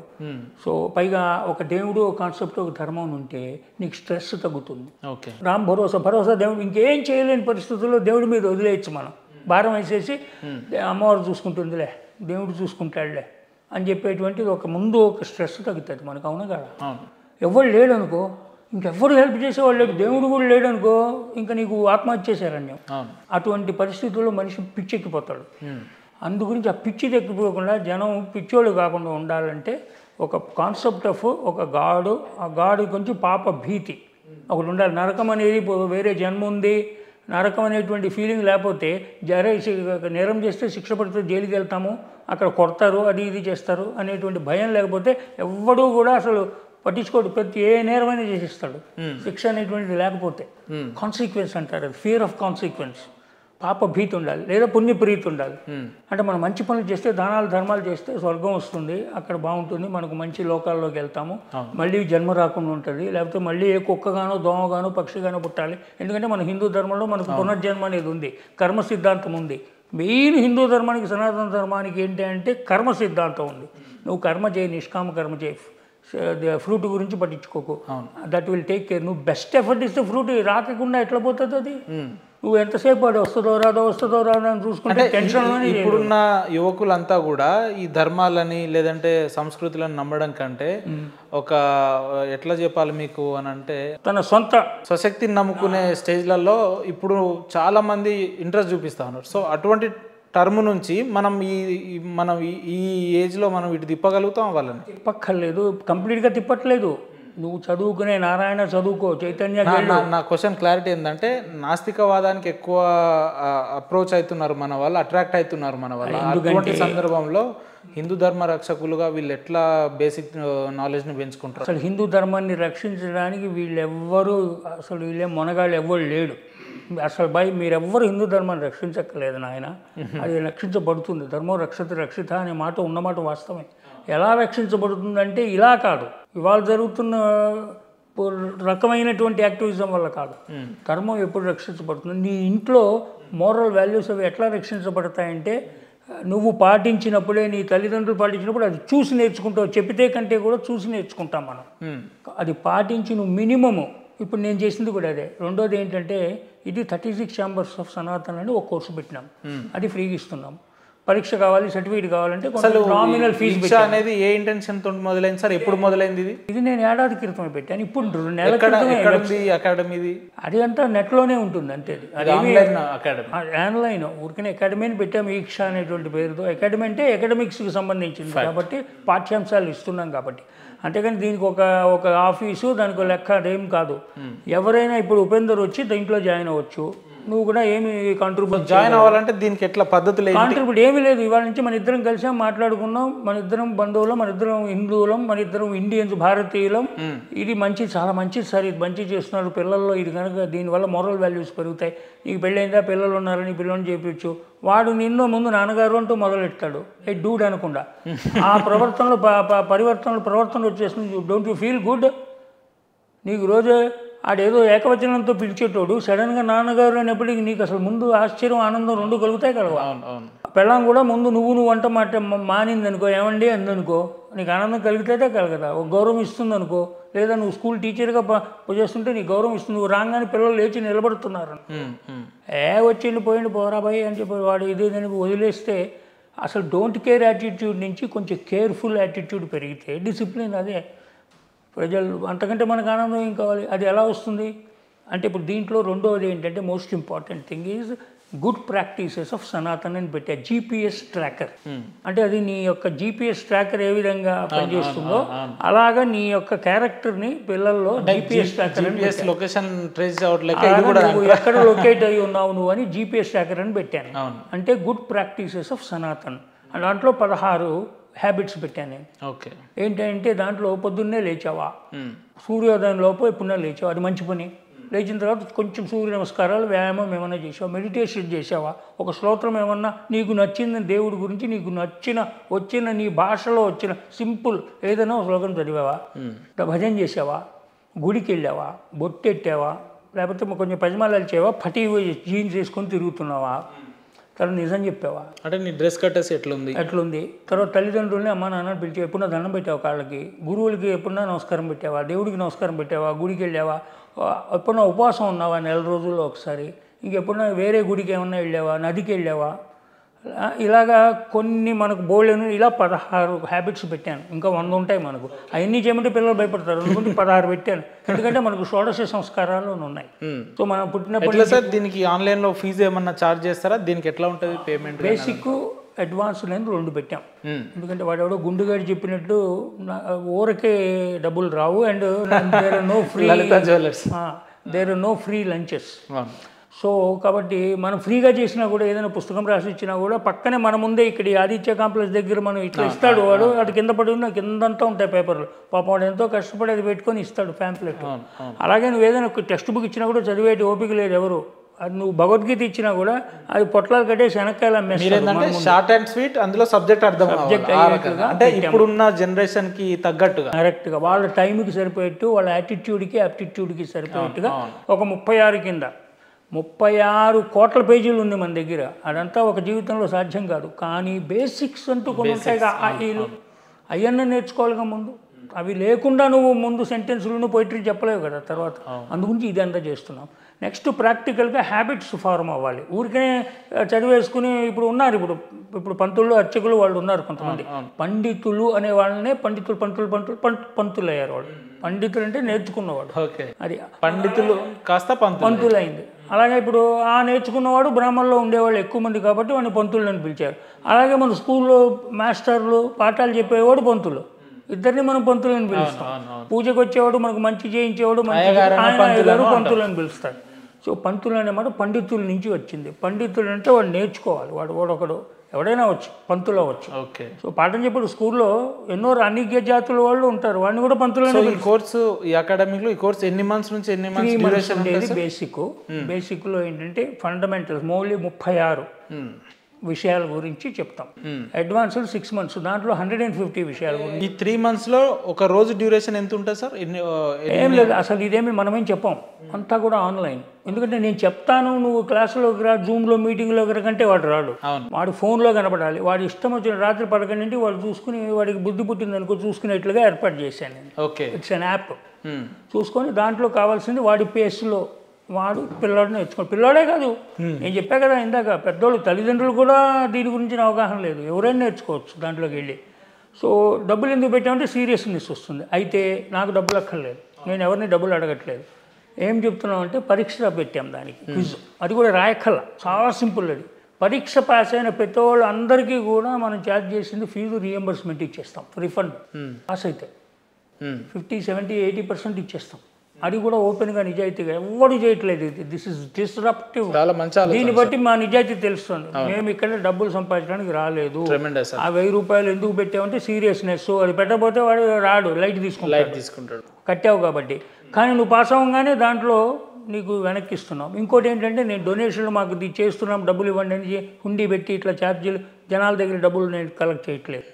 నువ్వు ఒకరు డబ్బులు ఇవ్వదలుచుకుంటే, ఇప్పుడు ఉపేంద్ర భాయ్, మహేందర్ భాయ్ మీ ఇద్దరు చాలా మంచి పని చేస్తున్నారు సార్. ఓకే, మీ చేతిలో ఉన్నది ఇంటర్వ్యూ పెట్టారు, దీన్ని అవేర్నెస్ క్రియేట్ చేయడానికి ప్రయత్నిస్తున్నారు. ఇంకో మహానుభావులు ఎవరో ఉంటారు, ఒక రెడ్డి గారు, రాజు గారు, ఇంకో ఎవరో. నా దగ్గర ఇవన్నీ చేయడానికి టైం లేదు సార్, మీరు చాలా మంచి పని చేస్తున్నారు, ఈ 5 లక్షలు తీసుకోండి మీరు అని ఒక ఆయన డొనేట్ చేస్తాడు. అయ్యా నాకు 5 లక్షలు అక్కర్లేదు, భగవంతుడి దయ వల్ల ఈ 1,00,000 రూపాయలకి 100 మంది స్టూడెంట్స్ వస్తారు, 5 లక్షలకి 500 మంది స్టూడెంట్స్, మీ చాయిస్. వాళ్ళకి మీరు ఫీజు కట్టేసేయండి, నేను వాళ్ళందరికీ ఫ్రీగా ఇచ్చేస్తాను. అలా డొనేషన్స్ తీసుకుంటున్నాను. అంటే అడాప్ట్ చేసుకోండి స్టూడెంట్స్ని. అంటే ఈ ఐకేఎస్ అకాడమీని భవిష్యత్ కార్యాచరణ ఏ రకంగా ఇది పాన్ ఇండియా.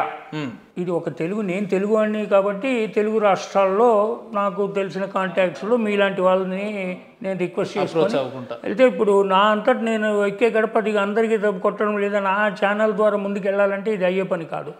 మీలాంటి వారు మీరు ఒప్పుకుని దీన్ని మంచి పని చేస్తున్నామని మీకు అనిపించి ఇది అందరికీ ఉపయోగపడుతుంది, దీనికి ఇది మనకు నిష్కామ కర్మ, ఇది మనకు లాభం కోసమును, ఇది బిజినెస్ కాదు, మాది బిజినెస్ ఆర్గనైజేషన్ కాదు, నేను ఇది చేసి నా బ్యాక్గ్రౌండ్ ఉంది, నేను ఇది చేసి దీని మీద డబ్బు సంపాదించిన అవసరం లేదు, అది నిజాయితీగా చెప్తున్నాను.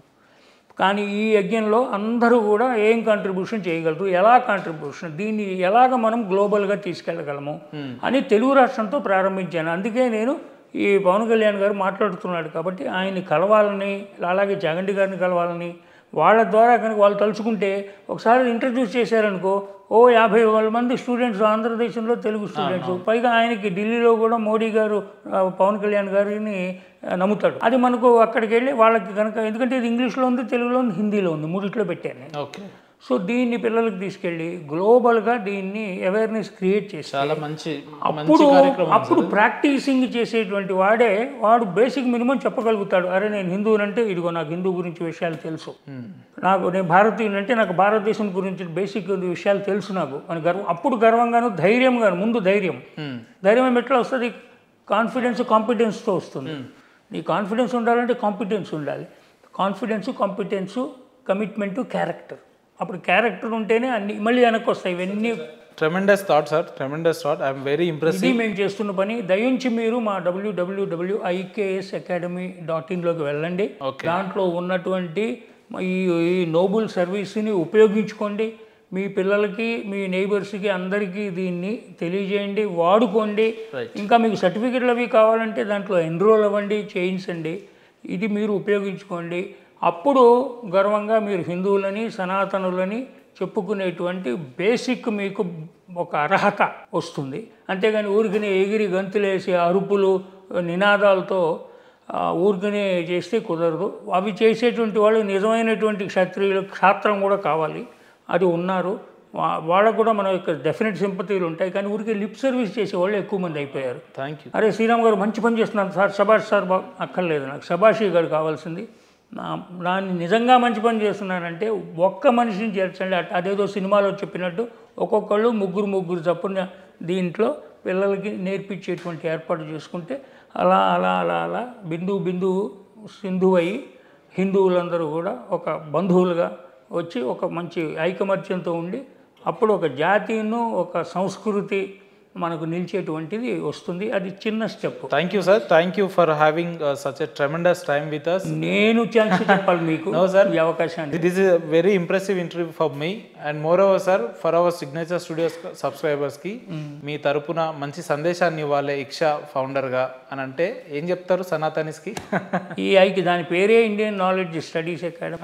మన యొక్క భారతీయ జ్ఞానం అది సింపుల్గా అర్థమయ్యేటువంటి భాషలో, నో కాంప్లికేషన్, ఊరికే పెద్ద పెద్ద శ్లోకాలు స్పీచ్లు లేకుండా సింపుల్గా అర్థమయ్యేట్టు మీ పిల్లలకు నేర్పించండి, ఉపయోగించుకోండి.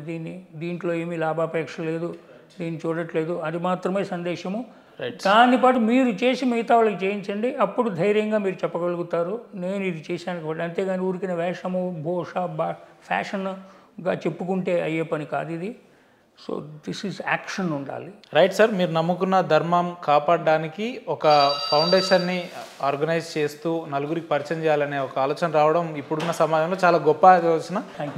మీరు చేసే ప్రయత్నంలో వ్యక్తిగతంగా మేము కూడా ఎప్పటికీ మీకు సహకారం ఉంటామని మర్చిపోవద్దు. ఇంత మంచి అవకాశం ఇచ్చినందుకు మీకు ప్రత్యేక ధన్యవాదాలు సార్. Thank you.